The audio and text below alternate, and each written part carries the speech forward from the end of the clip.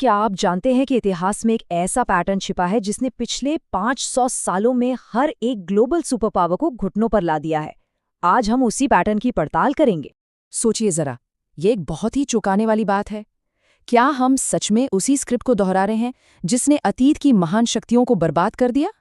क्या इतिहास की वही गलतियां फिर से हो रही हैं? देखिए, बात चाहे स्पेन की हो, ब्रिटेन की या फिर सोवियत संघ की, तीन बहुत बड़े साम्राज्य, अलग अलग समय, अलग अलग विचारधाराएं। फिर भी स्रोत के मुताबिक इन सब के गिरने का तरीका बिल्कुल एक जैसा था।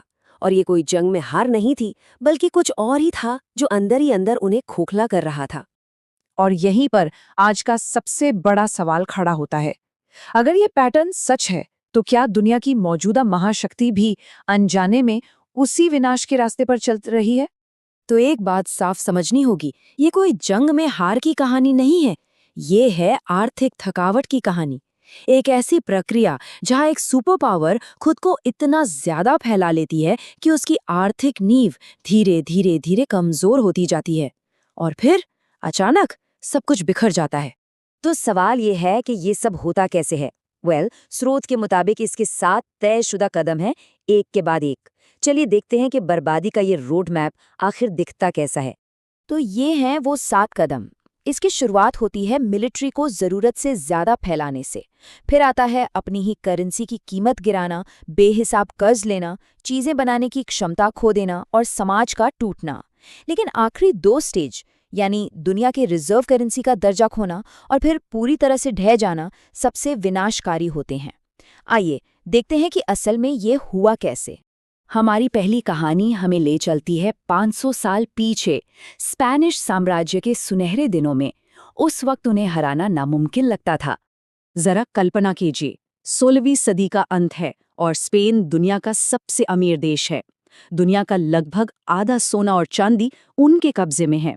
उनकी करेंसी रियाल पूरी दुनिया में चलती है। वो अजेय लग रहे थे, लेकिन यहीं से पतन की शुरुआत भी हुई।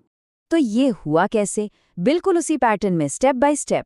पहला स्टेप, उन्होंने 4 महाद्वीपों पर जंग छेड़ दी, जिससे उनका खजाना खाली हो गया।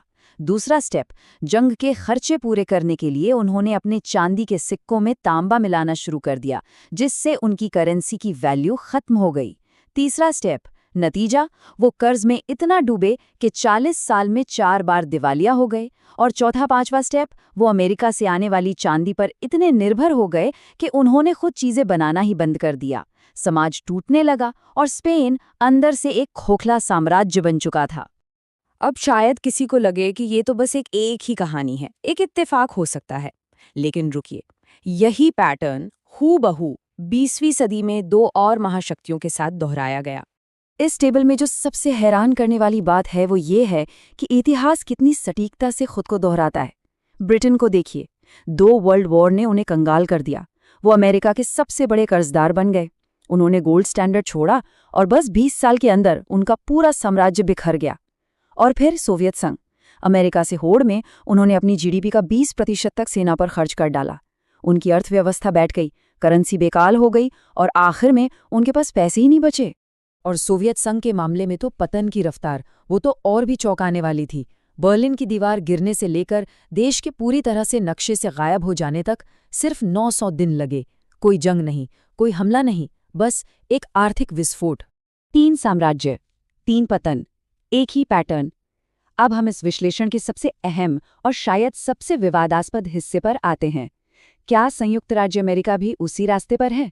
स्रोत के अनुसार सबूत काफी साफ हैं। अमेरिका की मिलिट्री आज पूरी दुनिया में फैली है।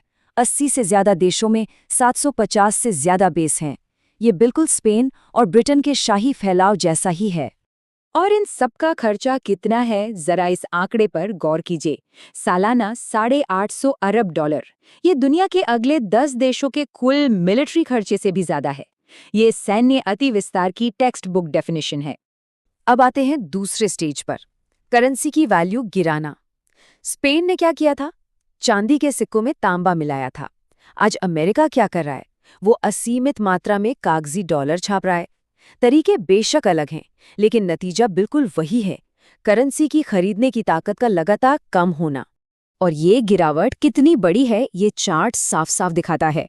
1971 से जब अमेरिका ने गोल्ड स्टैंडर्ड छोड़ा, तब से लेकर आज तक डॉलर अपनी 98% खरीदने की ताकत खो चुका है। स्टेज 3, कर्ज का जाल। ये नंबर देखिए, $36 ट्रिलियन। ये अमेरिका का नेशनल डेट है। ये इतना ज़्यादा है कि बहुत जल्द सिर्फ इस कर्ज का ब्याज चुकाने का खर्चा ही पूरे डिफेंस बजट से ज़्यादा हो जाएगा। ये ठीक वही वित्तीय जाल है जिसने पिछले साम्राज्यों को फंसाया था। और चौथा स्टेज, चीजें बनाने की क्षमता खो देना। जैसे स्पेन चांदी पर निर्भर होकर चीजें बनाना भूल गया, वैसे ही अमेरिका की इकोनॉमी भी अब बनाने पर नहीं बल्कि खर्च करने, फाइनेंस और इंपोर्ट पर टिकी है।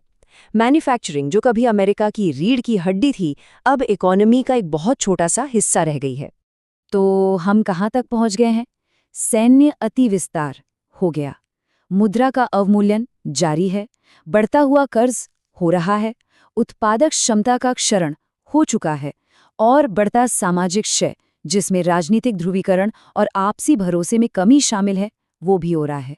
स्रोत के अनुसार अमेरिका पतन के 7 में से पहले 5 स्टेज पूरे कर चुका है।